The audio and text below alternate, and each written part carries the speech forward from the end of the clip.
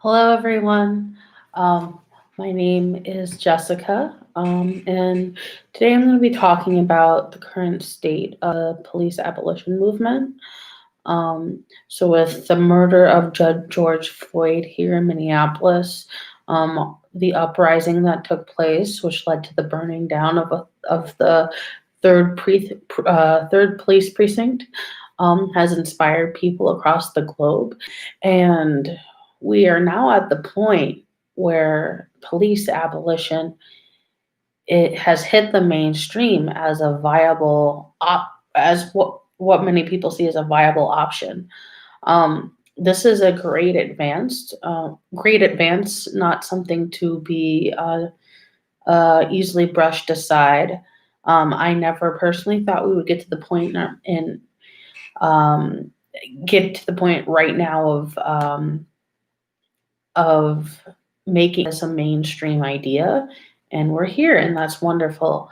However, what I am seeing is we're not having the full conversation that we need to be having, and that conversation is the role that police play within class society.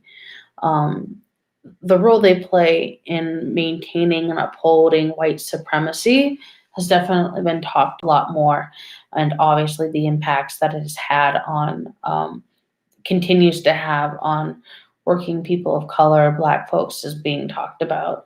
Um, but it goes, there. It's a two pronged thing. It's two pronged.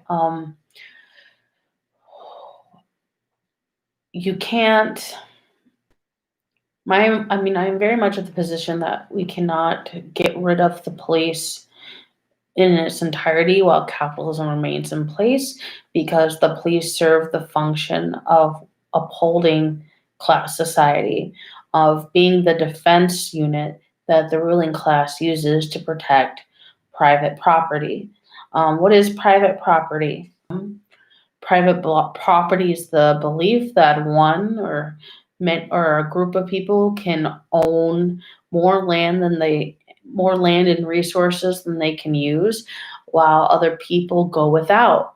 Um, and so, something I'd really like to see become more part of the conversation is how we need to abolish private property, because without doing that, the police in some form, whether they're called peace units or the name is changed and they get a makeover, their role is going to remain the same.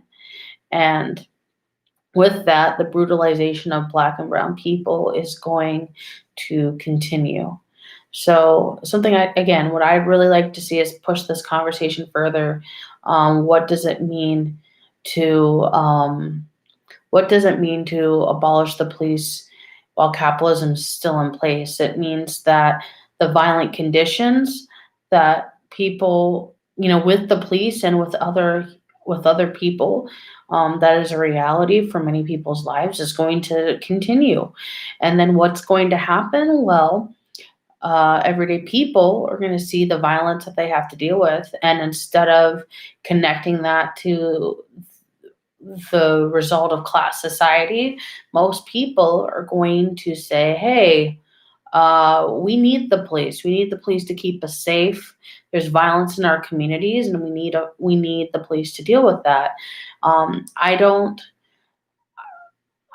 at least in the mainstream, I don't hear that in depth conversation taking place of the necessity of, um, that this is part of a larger struggle, a larger anti-capitalist, anti-colonial struggle.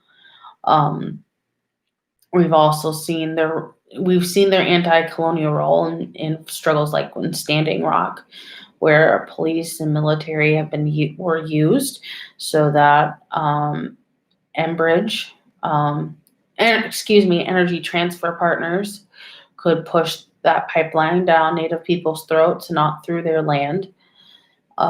These issues are deeply connected. So, yeah, I'd like us to talk more about the connection with the police have in upholding colonialism, and the role that police have in maintaining class society. Because we get rid of police and people are still left in the conditions that currently exist, people are still going to be unhappy. People are going to still be without shelter and food and education and all of these um, aspects of life that should really be a right, not something that only those with money can afford. So thank you.